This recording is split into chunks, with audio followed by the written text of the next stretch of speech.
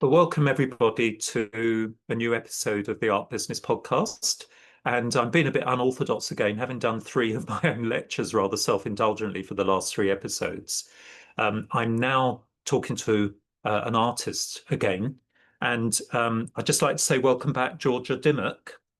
I think it's been over 3 years since our last podcast. And I was going to ask you how things have evolved since our last podcast. Well, thanks for having me, David. It's great to have you here in the studio. So since our last podcast, so I graduated from Slade in 2023. Congratulations. I had a second solo show in London with Gillian Jason Gallery, Monsters, Chains and Trapdoors. In 2024, I was selected as one of the new contemporaries, where I showed in Plymouth and the ICA in London, and that closed in March 2025. And then I was shortlisted for the Ingram Prize, and most recently I was awarded the ASC Studio Prize, which I'm sure we'll get on to speak about a bit later. Yeah, congratulations. It was a very exciting evening, and thank you for inviting me. It's rare that you go to something and you actually win something. And it was, having done the podcast with you and knowing your work and love your work, it was really great at last to have this kind of success. Yeah. Because many artists struggle, and we might talk about that. And I think winning a prize is obviously a really good way. It's often part of an artist's trajectory coming from an art business point of view. Wins a prize, is represented by a gallery, and you were represented by J.D. Mallet, which is obviously in Mayfair in London and near Claridge's. So that exposed your work to that kind of audience, which was a really good start. And I think when you were with J.D. Mallet, you were still at Slade School, like practicing art. So since then, Gillian Jason, fantastic gallery, they now represent you, and you've won a prize. So it's all looking good as far as I can see. And I think my students would agree, because we look at all these kind of graphs of artist trajectories and which kind of hurdles an artist has to jump over successfully. And so far so good. But we walk before we run, obviously. Yeah. And it was really good. We can talk about the prize evening maybe later, because I think students and listeners would be very interested in what happens at those events. Yeah. So my next question was going to be, can you reflect on the journey? So the J.D. Mallet, I did an introduction to your exhibition Under Our Together. Yes. And that is interesting, because I love titles of exhibitions are always really interesting. And I just try, maybe you could just remind us, were you thinking about anything, or did it just come out of your subconscious when you titled that exhibition Under Our Together? I remember I was speaking to my friends about it. One of my friends was particularly, he's very into poetry, and he was helping me like brainstorm ideas. And I think that particular title drew me because the show was about connectedness, being interconnected. These bodies are entwined together and like deeply, so like this sense of togetherness, but being some kind of subconscious as well. It just drew me in, that title. Yeah, it's a wonderful. Yeah. And that, I guess that's what kind of attracted me to your work as a classicist, like as my PhD was in Pompeii, ancient art, and so on. Those interconnected bodies, you see a lot of that in mythological scenes in ancient Greek sculpture. I'm thinking of the famous Pergamon frieze now in Berlin. It used to be in Pergamon, which is now Turkey, but it was a Greek city, where you get this amazing Hellenistic art, and monsters are often shown deliberately kind of intertwined in that way, almost as though they're in a mess. They're half human, half animal, which is what the word monster means in antiquity. So that kind of brings us on. You mentioned your first show with Gillian Jason was something about monsters, and what was the title of that? Monsters, Chambers and Trapdoors. Wow, and that sounds like a computer game as well. Yeah. Oh, interesting. Yeah. Again, it's like these fragmented bodies and the idea of like hybrid creatures. And again, I think that a core like undercurrent of the work from Monster Chambers and Trapdoors, I think the underlying meaning of that, I feel like deeply resonates with the underlying meaning from Under Our Together as well, is that they're these bodies that are deeply like searching for connection. Like in Under Our Together, the bodies are connected physically. But again, like they look kind of aloof, like they seem in their own worlds, they're looking out into the distance. And although they're in close proximity to one another, there's a sense of alienation. In the same way, I feel like connection, disconnection, fragmentation, disintegration, alienation seems like core themes of the work in Monsters, Chains and Trapdoors, where the figures are deeply in close proximity to one another and often interacting, caressing each other in some way, but they're looking out into the distance. They're not emotionally engaging. They're not looking into each other's eyes. Like there's a proximity, but also a distance, which, yeah, that's what I'm interested in, that sort of an ambiguity to what's going on in these, like, obviously they're very close and deep connected, but it's also disconnected and alienation. So I feel like, yeah, the core message remains the same, even though I am now interested more in drawing on more motifs from art history, mythology, my imagination. I'm exploring bringing those in, like expanding the narrative in that way. But I feel like, yeah, the core message remains the same. Absolutely. And that ambiguity is something that is very important to your practice. I mean, on a very personal level, one of the essential features of good art, whatever that is, or interesting art, if you like, is ambiguity. I think a poem can be read on two, and you can deconstruct anything and make a case for the other way of reading it. So I can think that's again something that attracted me to your work. And but that bodies being interlinked, and then I've actually got one of your prints, which is wonderful, hanging on my wall. And that has these two your figures are kind of a little bit genderless, which is interesting and quite contemporary, maybe, but probably female, and large eyes is a big feature of your work, and they're kind of staring out, and yet they're kind of interlinked and embracing at the same time. So yeah, that's interesting. But I don't know whether those of you watching this on video on YouTube, and maybe you're listening on the podcast, if you get a chance, have a quick look at the video, because there are 3 paintings by Georgia. I think they're completed. They're finished, these ones, hanging on the wall behind us. And we're actually, maybe we could say something about, we don't necessarily give the exact address away unless you want to, but we're in Camden in a kind of shared artist studios. It's a wonderful space, very quiet at the moment. Just seen a group of what look like art students being shown around to kind of look at the studio space. I'm hoping I might bring some of my students here. Maybe we could arrange that. And it's quite interesting that this little part of the space, of a larger space, which is Georgia's, she's hanging 3 finished paintings on her wall, which certainly at least 2 of them were in the prize exhibition at Gurr John's in the Mall the other day. And then we might be able to reposition the camera later in the talk to look at work in progress. I think that would be quite interesting, at least to show people on the video. And presumably, I think this is very good practice for an artist, because if you get people coming in and being shown around, you want them to see your finished work, and you may also want to see that you're working on new work, so that you're constant. You've produced work, but you're also producing work. I don't know if you could say any more about working and what it's like to work in the studio, what your working hours are. So I guess I've always had quite a good work ethic.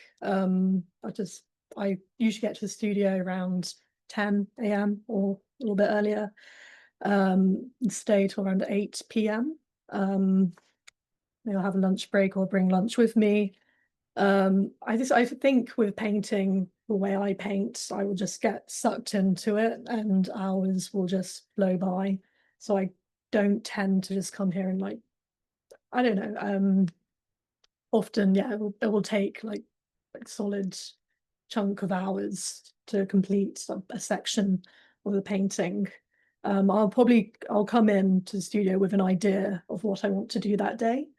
And I will, yeah, I have an idea of how much time I have, and if I have, yeah, a long day, I might spend a bit longer.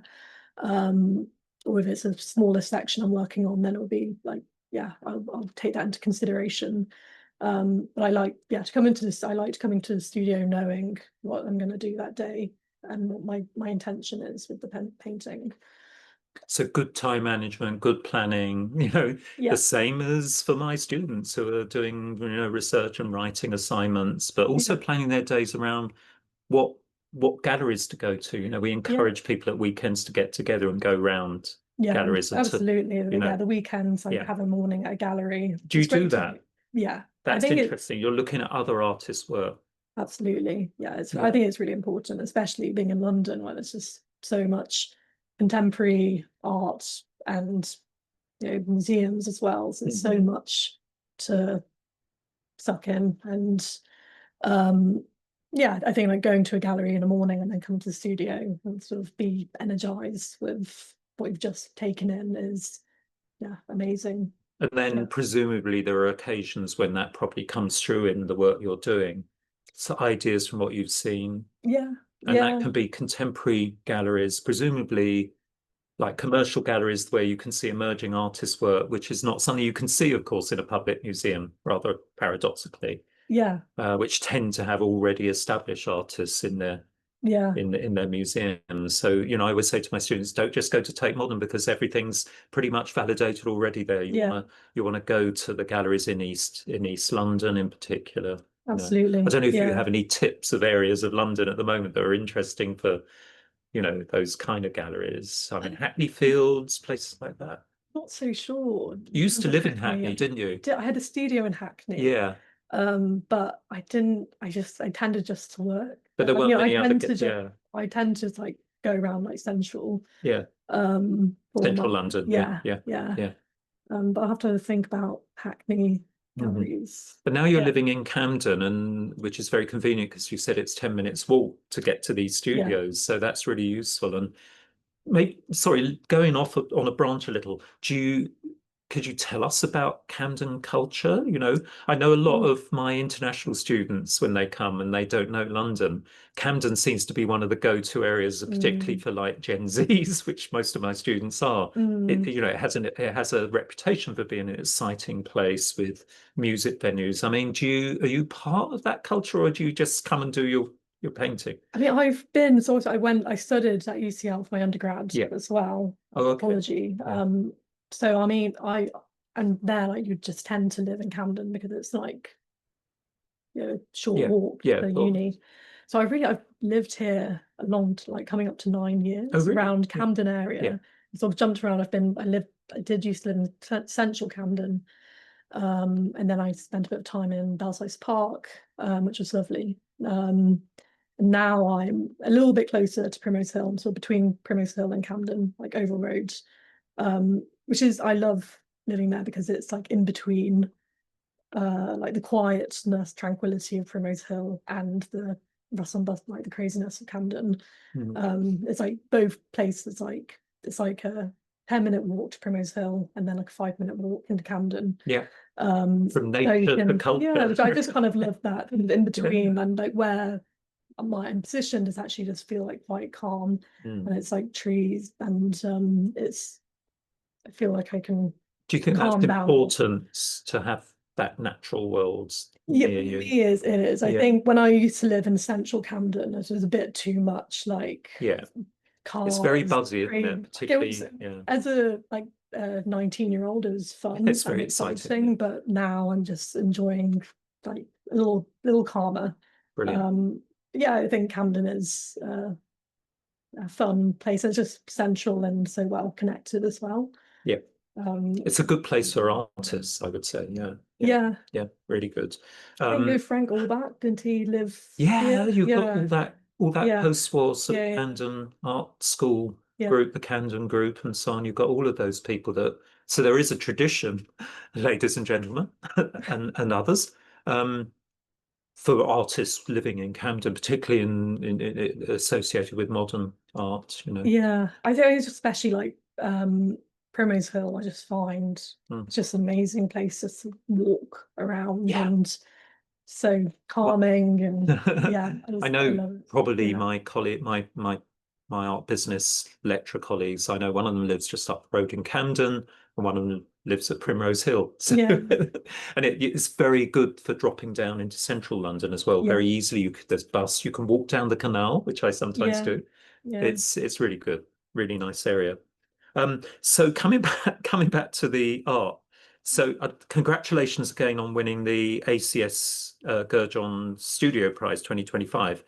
And what I was going to say is what does that recognition as winning, I think probably the first at least big prize you've won in your career, Mm. what's it mean to you personally? I mean, how did you feel personally after that, but also professionally once you had a chance to kind of let a few days pass by and think Mm. about what had happened? I mean, I think I just felt very emotional. I mean, when my name was announced, I was like, oh, I couldn't between tears and yeah, just a wide grin. I was still, yeah, it took me a while to just like come to terms with it. Obviously completely over the moon. It was lovely because my mum came down to visit from Derbyshire as well, so she was there at the prize evening. Oh, was she? Yeah, Yes, so it was yeah. just lovely to have her Brilliant. there supporting me as well. And like a good mum, staying a bit out the way and letting you do your I do my networking. things, and she could hang out with my cousin, my friends. Excellent. So That's really nice. yeah, it was lovely. It was really such a yeah, absolutely over the Hmm. moon. Hmm. And obviously, yeah, it's had such amazing panel of judges this year. So it's Victoria Miro, Yes. Millie Gurlis, Hector Westley, Yeah. and Harriet Bridgman. Yes. So to get their recognition was honestly, I'm so Yes. so happy. Yeah. Just to explain to the listeners and viewers who don't know the London art culture, I mean, you've probably heard of Victoria Miro. You know, I've been going to her galleries since I started my job in the early millennium when she was out at Shoreditch. I think she's still got that space there, the warehouse space. And then she moved into just up from Sotheby's. I don't know if she's still there.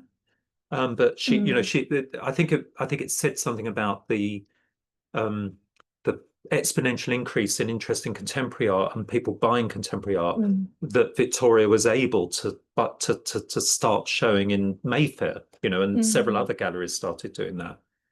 So that's interesting and very good, I think, for contemporary artists. I know that when Pace and Zwirner opened up places in Mayfair. Um, the reason that they gave for you know they were big in North America, of course. The reason they gave was they said it's because there's so many promising artists in London. wow, Not that there's lots of collectors and we're going to make lots of money, but that's they were very interesting. interested in finding, you know, new artists. So that's good. And then Melanie Gurlis on the judges panel is an alumna from my program. Very proud of her. She writes for the art she writes now for the Financial Times for their art market reports every weekend.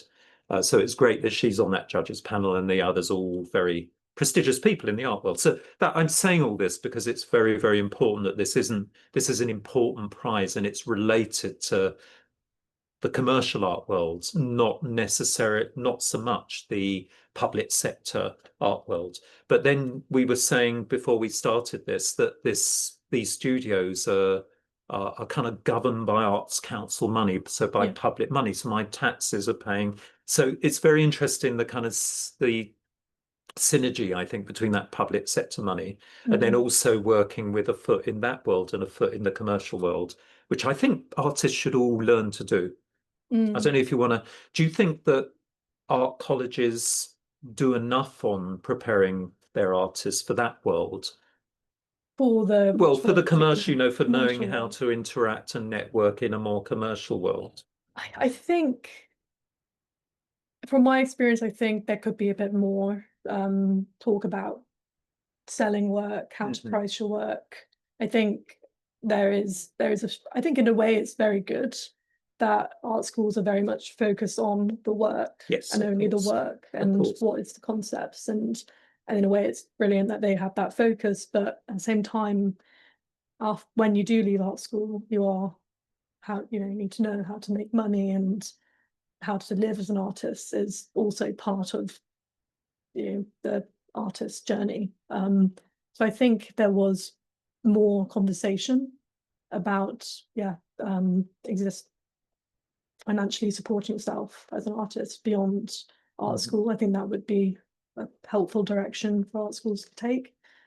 Yeah, because my feeling about artists, particularly living artists, is many of them have always relied and seem to get plenty of like public money support. Yeah. And then with my art business students, we use databases, and those people don't appear that much in the commercial art market, which is it. I'm thinking about people like Cornelia Parker comes to mind, whose art isn't so easily commodifiable. It's not like portable paintings like yours. Yeah.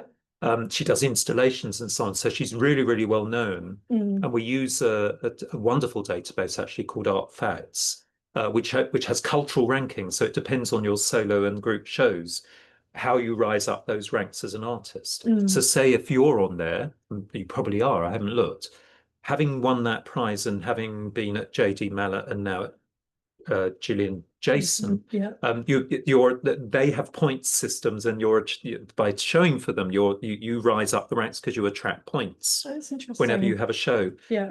But so it's very interesting because the more obviously commercial artists like Tracy Emin's interesting because she has a foot in both, but she does a lot of commodifiable stuff. Yeah. So she tends to be quite relatively high on an art market index as well as on Art Facts cultural index, if you like. But there's definitely those two worlds, I think.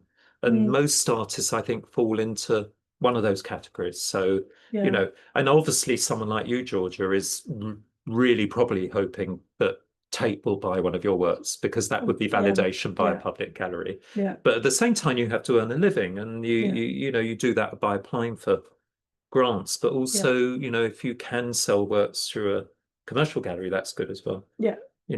So I guess, art schools quite rightly, I believe, concentrate on artistic practice. Yeah. If you get that, there's no point. If you don't get that right, you're not going to get any Arts Council money. You're not going to, because your work won't be interesting enough. So it's quite right. But maybe at the end of these courses, they should have some little unit on working in the art market. And I think some of them are beginning, and apply all of that, just practical stuff, I don't know whether this is a myth, but Damien Hirst, I've heard say, at Goldsmiths, we actually had a little unit on working in the art market. And so, and he became very, very good at that. So that's the reason he gives. But whether that is true or not, I don't know. Or still true. That was in the late 80s when he was there, So anyway, coming back to the prize. So apparently the prize includes studio support at a group show at Gurr John's. Presumably the group show was what you've just done. Yeah. So there's not going to be another one. But studio support, what does that mean? If anything. So studio support, so it's so they give you £6,000 towards a studio, which is round about a year support. Oh, that's interesting to know. Is amazing. It's obviously like living and working as an artist in London. It's expensive. Studios are expensive. So obviously this means a lot to have the prize money, and obviously will relieve a lot of financial pressure and just allow me to fully concentrate on making work and exploring, pushing the work even further. The aim will be just to keep expanding the worlds that I'm creating, possibly making larger works, working on multiple panels perhaps. I'm interested in sort of developing further the digital aspects of the work as well, and just to pushing those and seeing how those can further expand on narratives. Another interest is sculpture, potentially. I've worked a bit and done a little bit of 3D printing, and we'll see. But I think that the main focus for me is always painting. So I'm yes, definitely just going to keep pushing that. Yeah. I remember someone that we both know, Kojo Marfo, fellow artist who I've also done a podcast with and used to be, I think he's still represented by JD Mellor. He suddenly started producing sculptures that were very much three-dimensional versions of the figures in his paintings, and absolutely wonderful, you know. And I think one of them was displayed one summer in Bond Street as part of the, you know. So it's quite interesting that you feel you're beginning to maybe feel the stirrings of three-dimensionalizing some of your ideas, because your figures, as anyone on the video can see, they're very, very three-dimensional, if I may say. And you know, the volume of the figures, they're, as human figures in particular, they've got a lot of volume to them. We'll talk about the work in a moment maybe, but so yeah, you've just mentioned digital. And I remember in the first podcast, that's one of the things that we were really exploring, and we talked about. People can listen back to that podcast. We don't need to go into that amount of detail. So your work is kind of bridging digital and analog worlds, if you like. So I was going to ask how that process of digital into analog, i.e. the painting we see in front of us, which isn't a digital image, obviously. It's, I think you use oil. Yeah, you do use it, which is, by the way, I think a very good thing. You know, serious artists who begin to appear more and more on the market and in galleries still tend to prefer oils. It seems to be that traditional material. And you know, you could talk about why you use it maybe again later, but I was going to ask how that process of digital into analog might have evolved since we last met in 2022. Yeah.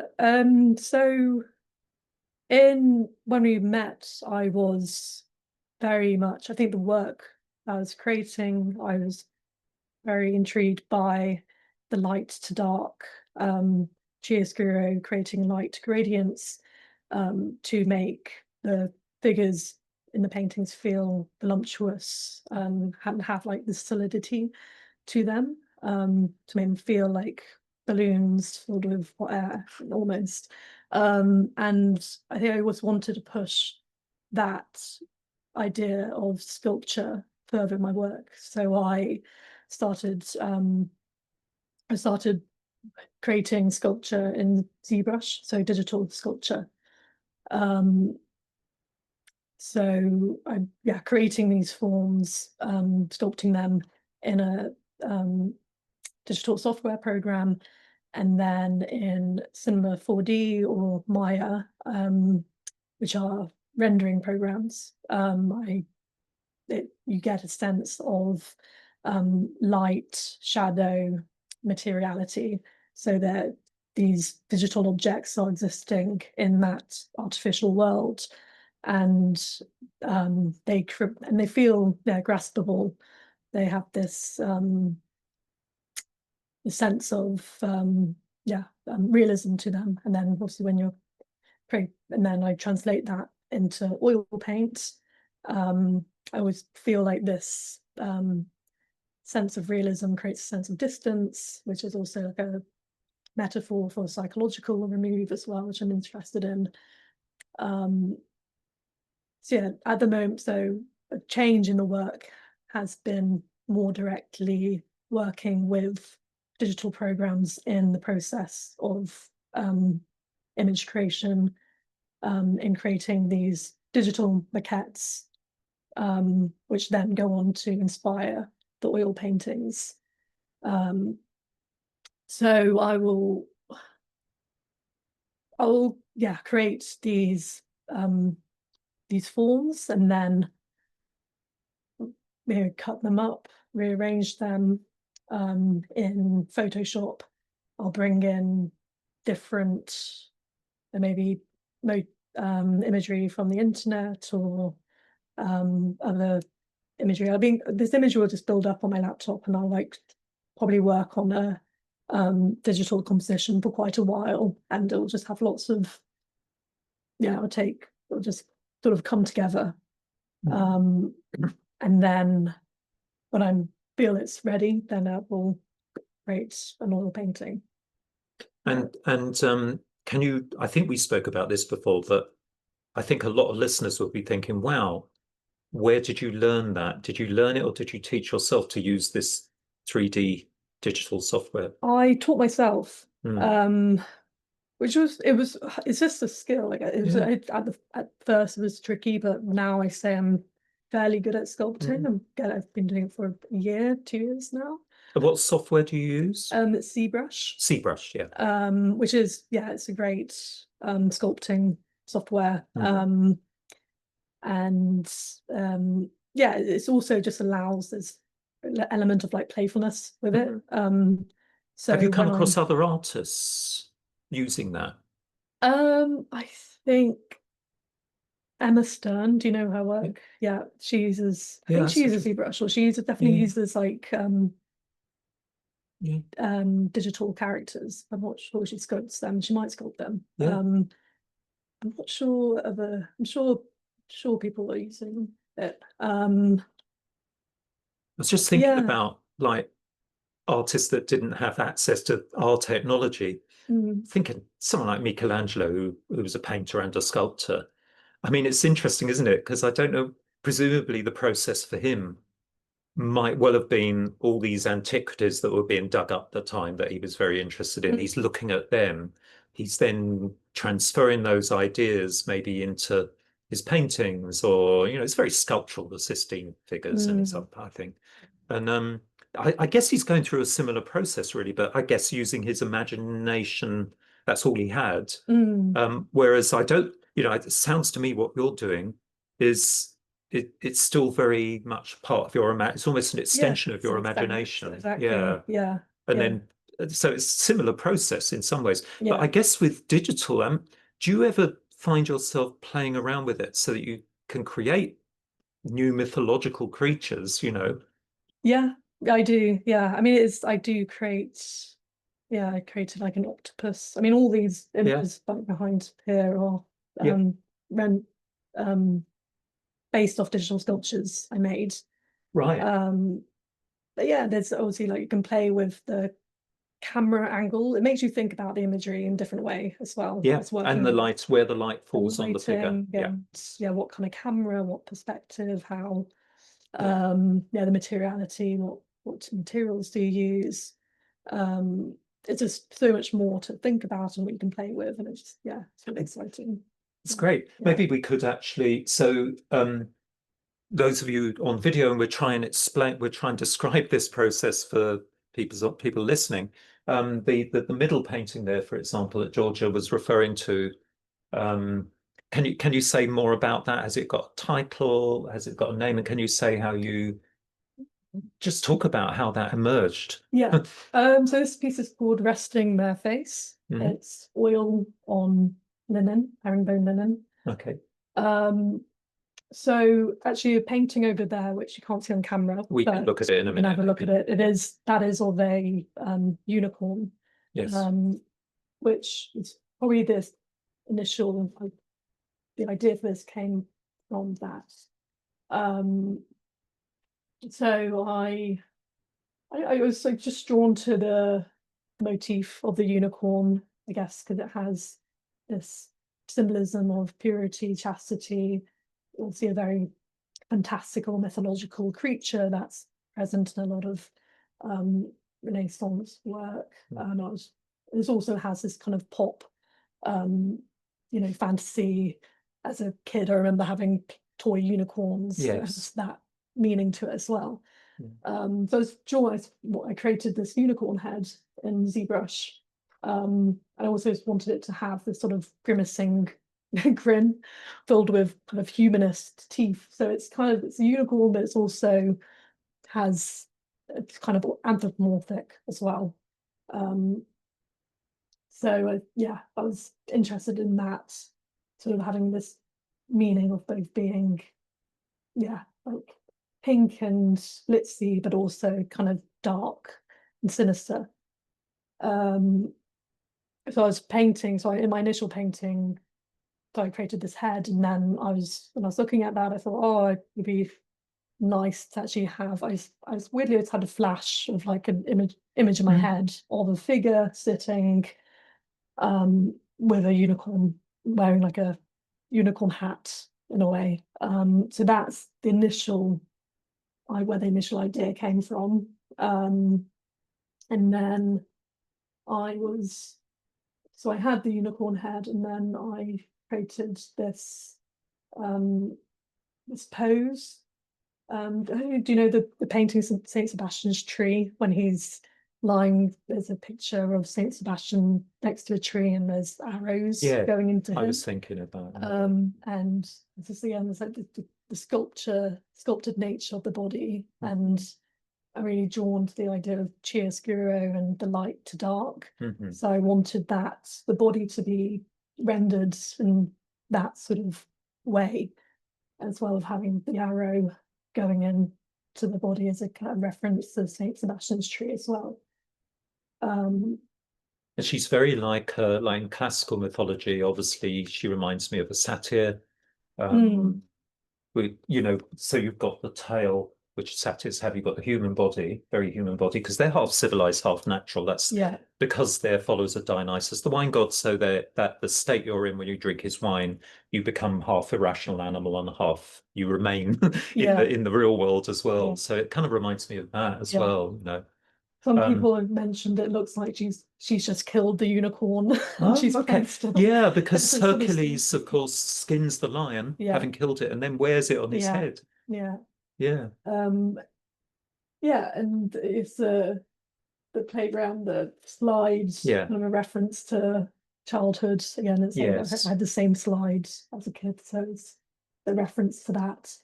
And are those balls, those things you used to crawl through with the balls in a playpen? They're a reference from another painting I made a couple of months before, sort of a little flower, and I had dirt. So I just cropped those. It's from more reference imagery. Kind of pops in, but it's there. Yes. Their meaning and are these in some ways memories? So you spoke about childhood, where you had like toy unicorn and the Slade, and these are kind of references to childhood. I think when you were talking, when you'd been awarded the prize the other day in your kind of haze, I think you were talking about this painting as well, which viewers can see of what ostensibly looks like a woman standing in a shallow or on a step in a swimming pool with a watering can and is that one of those swimming foam things? Maybe you could say a little bit about that one as well. Again, like this also contains imagery from memories from childhood. I guess it's also, I think in like rendering it, like creating 3D sculptures, it's almost like it's also being removed away from it, so it feels synthetic, like it's like a pop imagery behind it. So I want that sort of sense of like plasticiness, of the veneer, synthetic, sort of surface level to it as well. I also want, there's also that sort of memory, that deeper meaning, which I'm grappling with. It's like balancing those two. So I think in these, I mean, it's the same composition. These two share the same composition of foreshortening. Which I was just interested in, sort of these painters are interested in space and light and shadow. I think my trip to Rome really sort of inspired that, just looking at the Sistine Chapel, the Borghese Villa, and looking up and seeing these foreshortened figures looking down at you from these heavenly places really inspired me to like push the compositional nature of the work, and that definitely inspired this foreshortened figure, where in this painting it's like you're having an ant's view from the grass. It's like I'm wanting to Oh yes, the effective. one behind me. Yeah, but both of them, it's yeah, that The same sense of figure, but in a perspective. different. Yeah. Um, Yes, it's almost as though this one is like beginning to water the plants with the yeah, watering can, and this one is actually, enjoying the flowers. I think the initial idea was I wanted to have in one of the wall paintings, there was like lots of figures staring down. Is this in the Borghese Palace? I think Yeah, so. I was there in the summer. I know exactly what you I mean. want to create like Yeah. figures maybe holding hands or like looking down at you. Yeah. And instead I just made multiple. Maybe I'll make more. But yeah.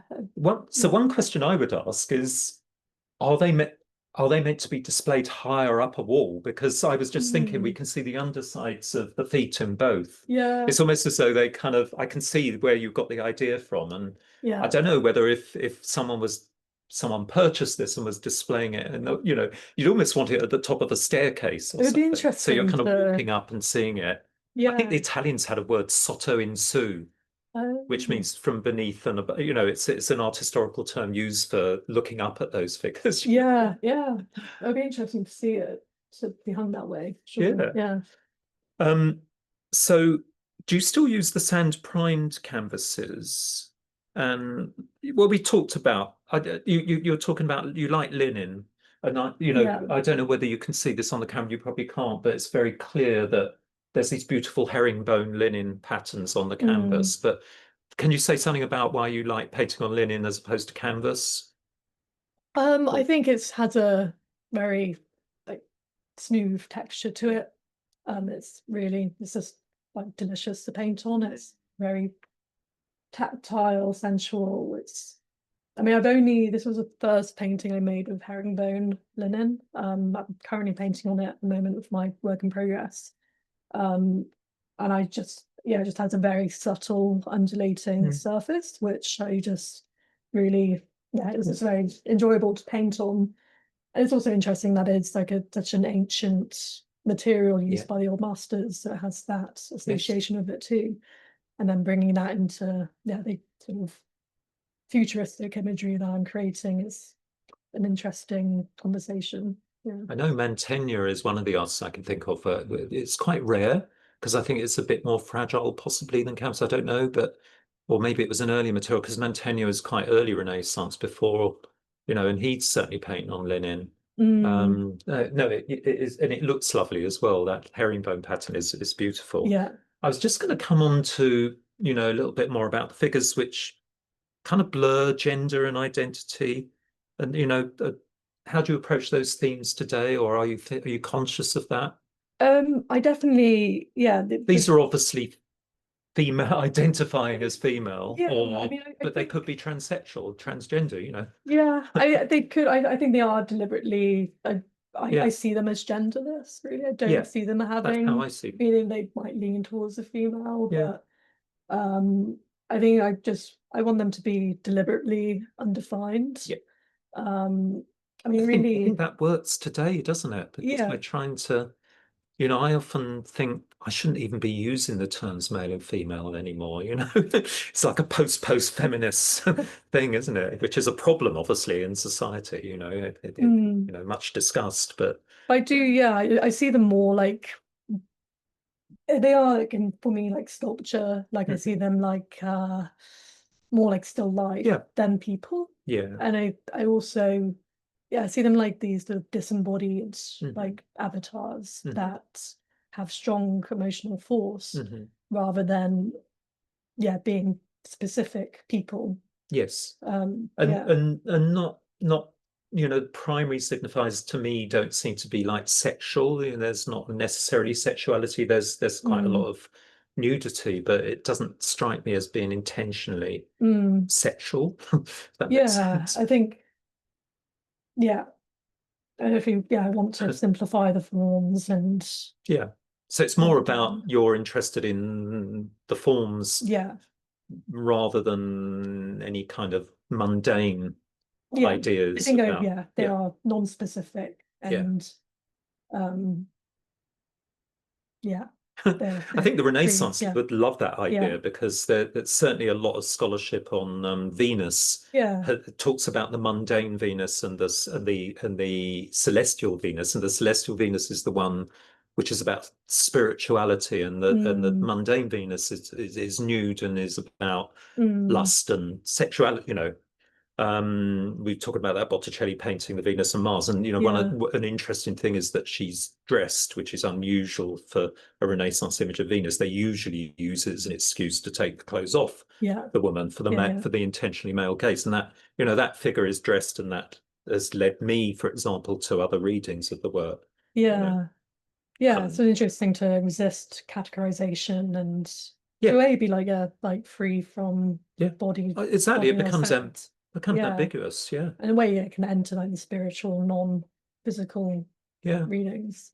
Yeah. I know in the past, you're talking about going around art galleries. I know you cited influences like Picasso, Leger. I don't know whether Lempica was my suggestion or No, she certainly she is. was there. Yeah, yeah, Yeah, yeah, yeah. yeah. So they look very. That is the closest I can think whenever I see a Tamara to Lempica. Hmm. Are there any other artists now or thinkers, maybe Yeah, philosophers, or belief systems shaping your work now? We talked about mythology and going back into your childhood. yeah. I don't know if there's Um, anything else you might think of.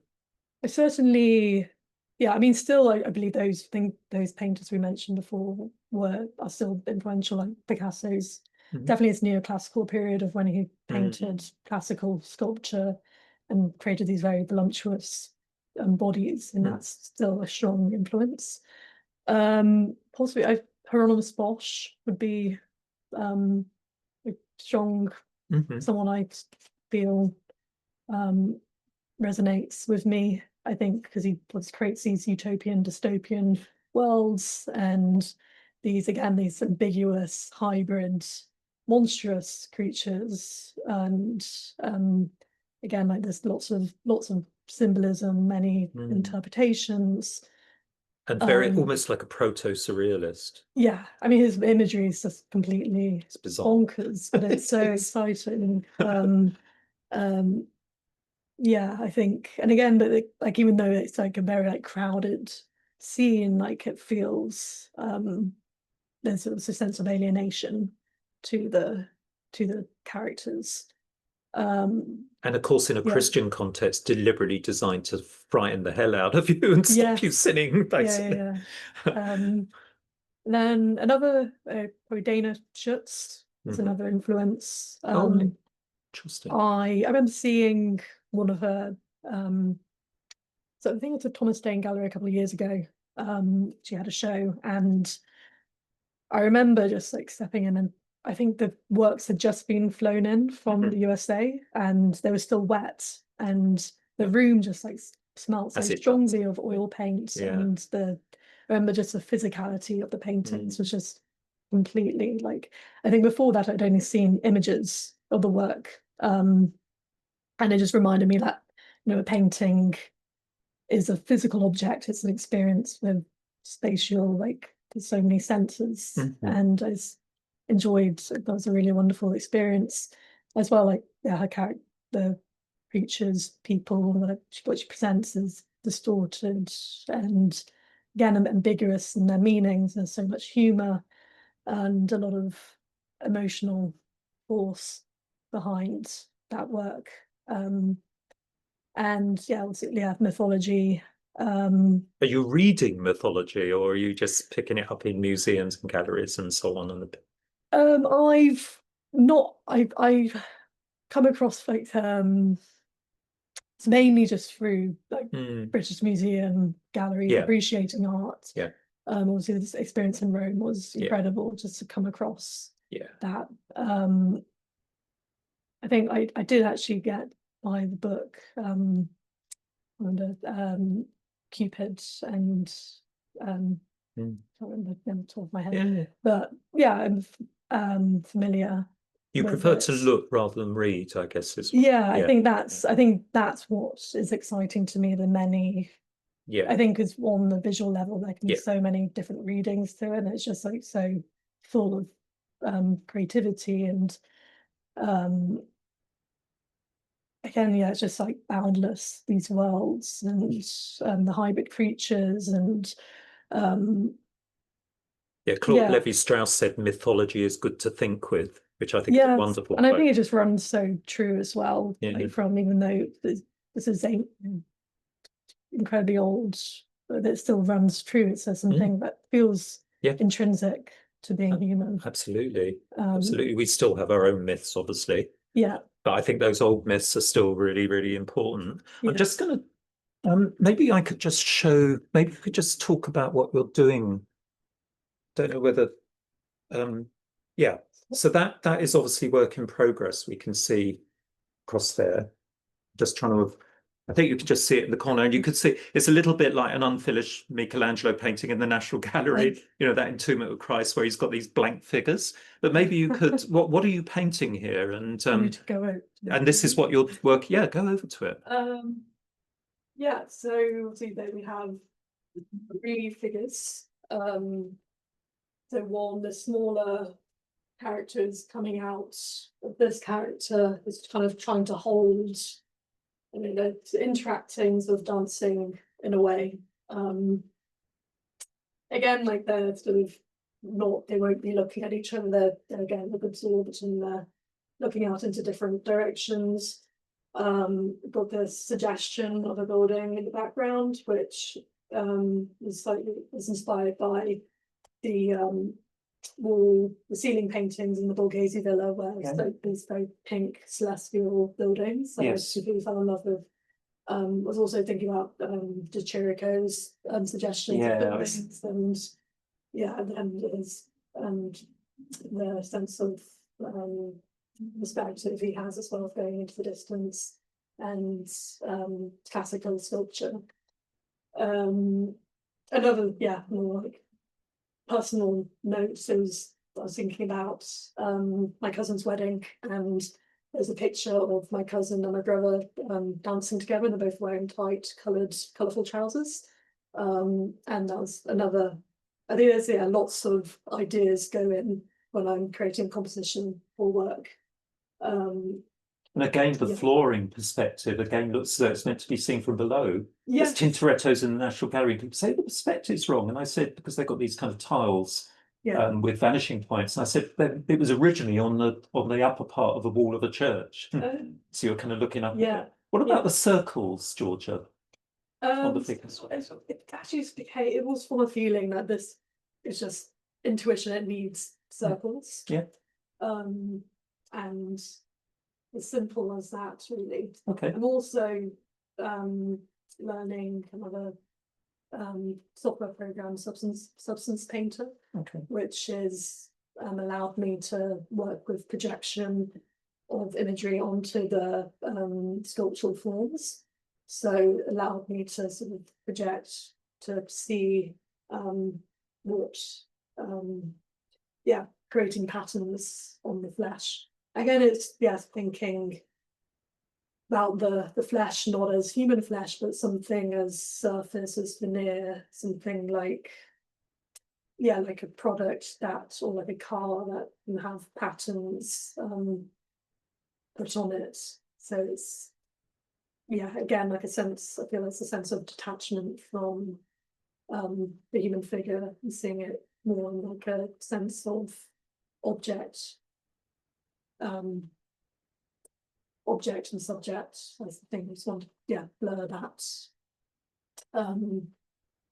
So when we finish this talk, you'll get on, probably have a coffee and then get on painting. I know you use ZBrush as well, and I was just going to show. I'm just going to swivel this around to show anyone watching about the typical artist's jars with brushes in of all sorts of sizes. I know that I've seen you on your videos. I'll include a link for people to your website where you can look at videos. I think and an Insta handle where you can watch Georgia painting. Maybe we could just come back to finish off. Georgia. Actually, I don't use ZBrush. I've tried. Oh, you don't. I prefer. Okay. Yeah. My apologies. My apologies. I think it's just I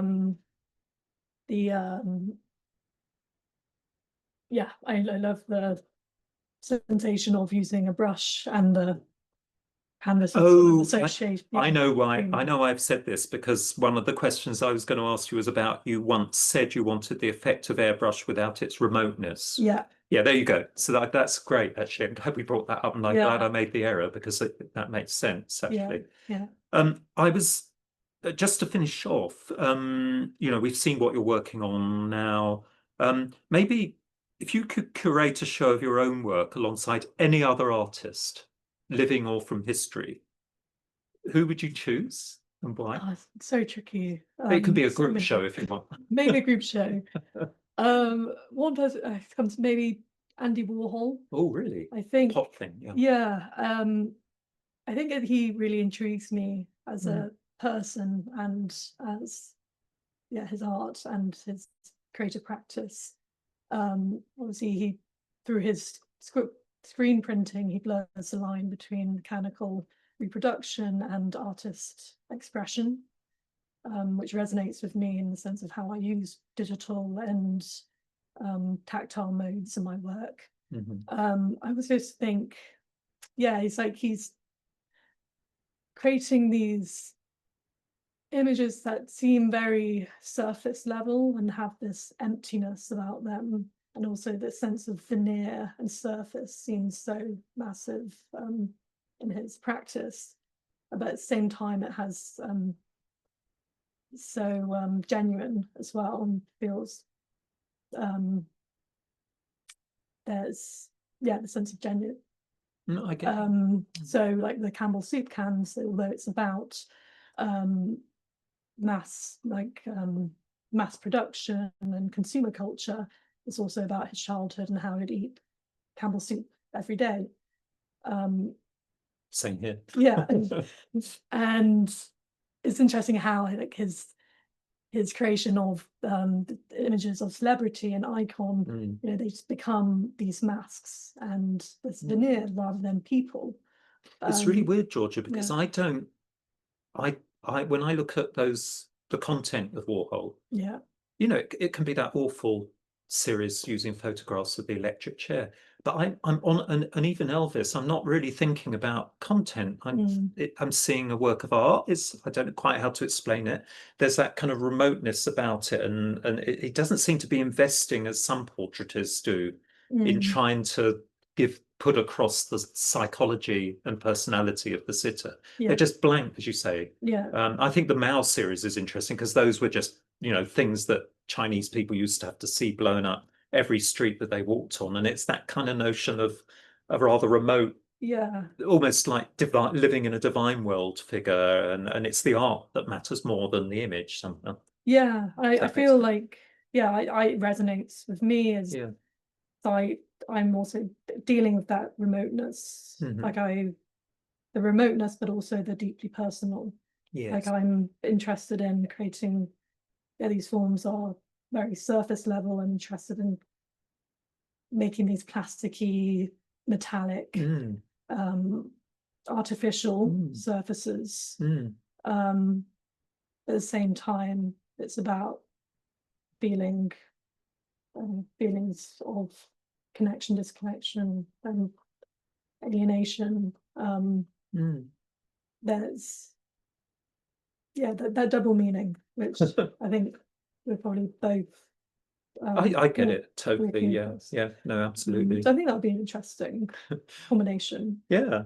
I think Andy and Georgia they'd look good on walls, and sometimes I ask people who would you invite to a dinner party, and they can be living or dead. But we've kind of almost answered that, and you saying you'd like a group show with Warhol. Warhol. I think Leonora Carrington's obviously an interesting, very interesting character as well, just in how she lived life, and as well as her interest in mythology and and symbolism. Artemisia Gentileschi, both of those artists, of course, who not that many people had heard of 20 years ago. There's been a revival, obviously, in women artists from different periods. So anyway, Georgia, we could carry on talking forever, but you've got to get on with your work. I've got a seminar to get down to. So I'd just like to thank you very, very much on behalf of anyone listening or watching this. And just to, I was there when you won that prize the other day. I could feel the emotion. I mean, I whooped as well because, I just didn't, you never know whether someone's going to win something. I hope that you would. I thought looking around the room, there were a lot of other really interesting works, but yours kind of stood out for me. I think they're very contemporary and they're right for today's viewers. So any of you listening to this, have a look at, Georgia's websites and, I'm sure she doesn't mind you getting in touch if you're interested. So anyway, let's hope we could have another podcast maybe in another 3 years and see where you are there. And, good luck with your practice going forward. So thank you very much. Thank you, David.